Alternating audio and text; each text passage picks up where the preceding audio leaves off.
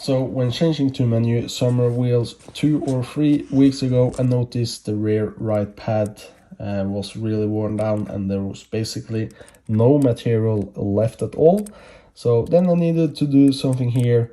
The caliper is only like 3-4 years old. I think there's a video actually on my YouTube channel. I haven't checked when I posted it, but since the caliper is so new, I was suspecting it was maybe the handbrake cable is stuck and the handbrake is always engaging, then wearing down the pad, or maybe the glide bolts or pins are in a bad condition, making the caliper hook up and therefore also engage the brake a lot. But it turned out to not be any of those to be the cause of the problem. The handbrake cable was actually in very good condition, only some surface rust on the metal parts. The car is from 2006, always driving in salty conditions during winter, but the handbrake cable is in very good condition after all these years. And also when trying to wiggle the caliper, we could see that it was moving freely, so then the problem was somewhere else. So taking off these glide bolts here with these 2 hex screws and this electric tool, we can see the brake pad here, all of the material is gone and we're grinding down to metal, and either my brake rotor is worn down or a lot of the material is like stuck in between those grooves or slices in the discs.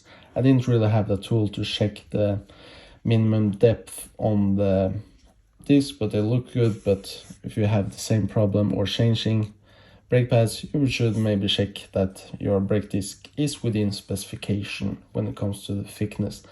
As we see the cold print here, the boot on the caliper was ripped, so the piston would get outwards, but it's stuck the other way because it gets rusty from all of the debris and such coming into the brake piston because of the missing or broken seal there.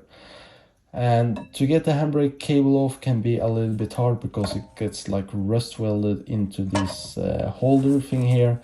So I just cut it off with a metal. So it's the easiest way and fastest way. You can get a refund of your brake caliper then, because you can't rebuild it again with a new piston. But I just needed to do this as fast as possible, and also it's easier to just get a new caliper rather than also rebuilding it yourself. But that's much cheaper than getting a new caliper.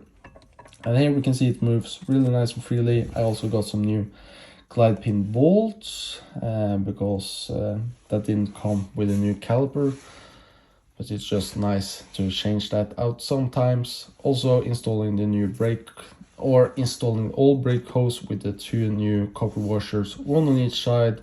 Just don't over tighten this because the metal in the caliper is like cast, so the threads on it isn't the strongest, so you can easily strip out those threads. So only just tighten it. I will maybe have to look through the actual specification in the whiz of how tight it should be. Then we need to bleed the brakes. We remove the brake reservoir cap in the front in the engine bay. Then we need this kind of tool here with a hose to bleed the brakes. Maybe check out another YouTube video on how to do it.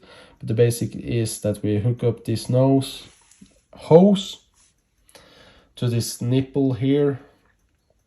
Then we undo that nipple, letting the brake fluid and air out of the system, and we can see through this clear hose here the air escaping down to that cup with brake fluid in it, and then the brake fluid will, or the air will go into the atmosphere and brake fluid down into the cup. So push a few times through, maybe 5 times if you are doing it yourself to get the air out. It's easier to have 2 persons because then you can see it with your own eyes, so you don't get any air out. But yeah, push maybe 5 times completely, and then just tighten up that nipple again,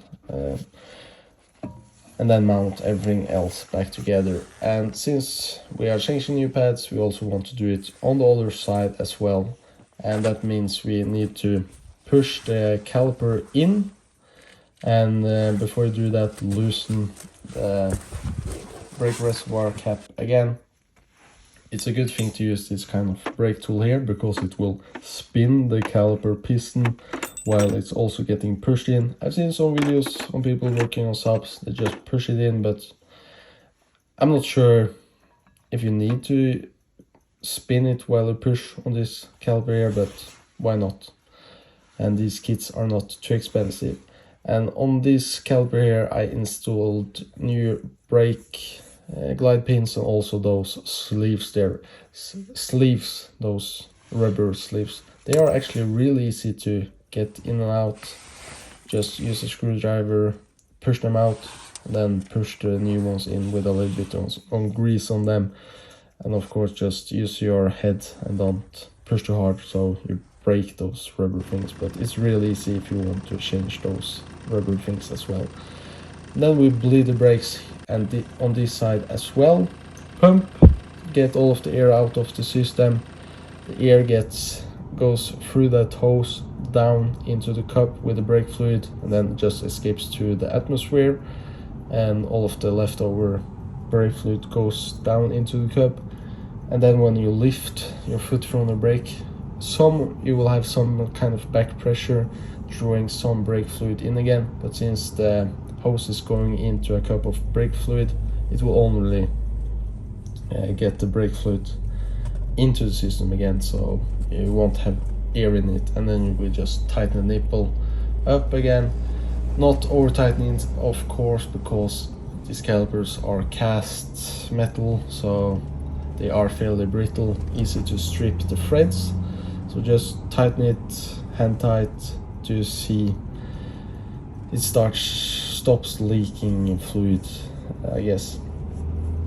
So use some grease on the glide bolts, and also clean up the surfaces where the pads sit on the caliper bracket holder thing, so they can move also freely back and forth. I missed mentioning that when doing the other side, but that is important as well, even though I didn't do too good of a job on this brake holder caliper thing here. Just used a screwdriver to scrape off all of the old material or rust and such, but yeah. And then I also recommend getting those new springs, because they often break when you're taking them off, because they get stuck in the caliper and they just get bent when trying to get them out. So doing this job, of course, maybe you need a new brake disc or caliper, but get new glide bolts and new springs, spring retainer things, yeah. And ask down below if you have any problems, or watch other YouTube videos on how to do it. I can't really make a step-by-step, that would just take too much time, and I'm no auto mechanic as well, but you will get some of the steps on how to do it on this car by watching this video, I guess. So thank you for watching.